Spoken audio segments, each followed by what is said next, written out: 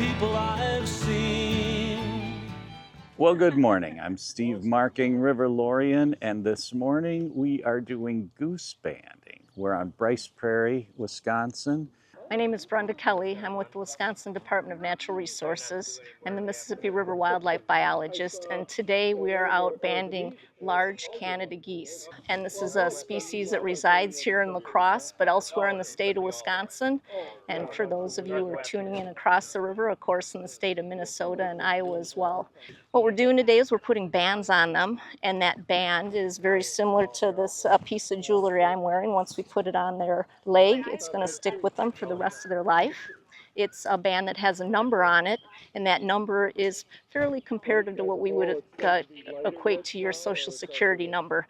If we get that bird back in possession, we can look at that number and say, oh, that bird was banded in La Crosse, Wisconsin. It was banded in 2024. It was banded as a juvenile, and maybe we catch that bird 3 years from now, and we start to collect some data on that bird, and of course the whole flock here, because we're going to be able to track it just through that number. My name is Carlin O'Hearn. I'm 13 years old and I'm from Onalaska, Wisconsin. When they get picked up, you tuck their head under just so it calms them down a little bit so they're not flailing all over, and then you untuck them if they're nice. So here's a tucked head, and you just kind of grab him like a football. You don't grip. And then his head just comes out. This one's pretty nice. Just bring it over here. Give it to Brenda. Oh, my name is Ty Treader. I'm the wildlife technician and CWD biologist for La Crosse County.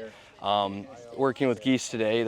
We're gonna get them over to the banders and get some jewelry on them. So do you think I could do that and handle a goose today? Yeah, I think we could definitely get you in there and get you working with some geese, maybe even put a band on one. So This might be the comedy section of this.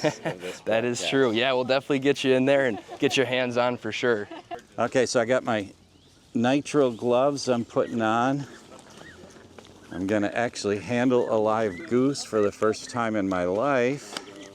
So he's gonna hand me a good goose, and Carlin already taught me how to hold it like a football, but let's see if I can actually do that. And hopefully he won't bite my microphone.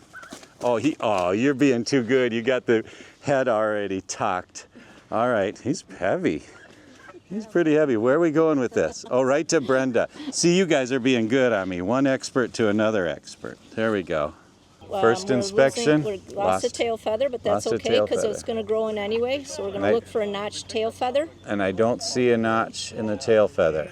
Okay, but that because we already know we've lost some feathering. Yeah. It might have lost one that was an obvious notch. Okay, but if we look at his head, oh, that's not totally conclusive either, is it? It's pretty conclusive because you can see some of this downy feathering. Some of the downy feathering. Yeah. So this is an older youngster. Well, look at the cheek patch too. And the is cheek it patch nice and white? Yep, it's not fully defined, Right. and not fully white. So this was born early this year. Okay, got him like this. Got him upside down. All right. And we're going to bend this tail back so we can expose the cloaca. So prop them up and bend that back and look for that. It's called the cloaca or vent. The cloaca or the vent. And you're going to spread that open. And we're looking for a little gray tip if it's a male. I don't see any. Am I right to call this a female? This would be an immature female. An immature female. So then I say I need a band for an immature female. We'll put the band on. Oh, you put it on that way? All right. And then I can get so I can see it. And I got it. There we go. There we go. And now... It's overlapped. Oh, no. So we have to fix it. So we're gonna... I squeezed too hard. You did. You had too much strength. If you'll move your hand. Yeah. This hand. So I can not use the leg as leverage.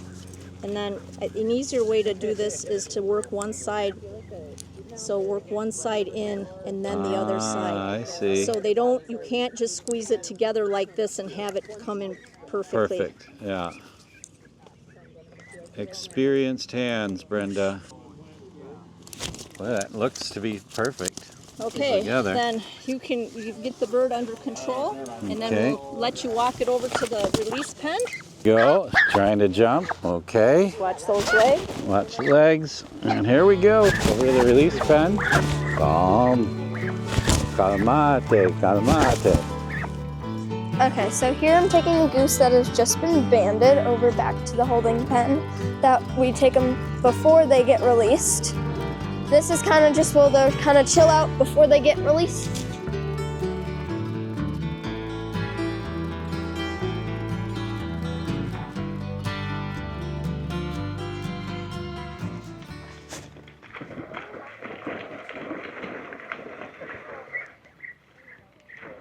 He's getting tired. His wings are tired. My wings are too big. River of life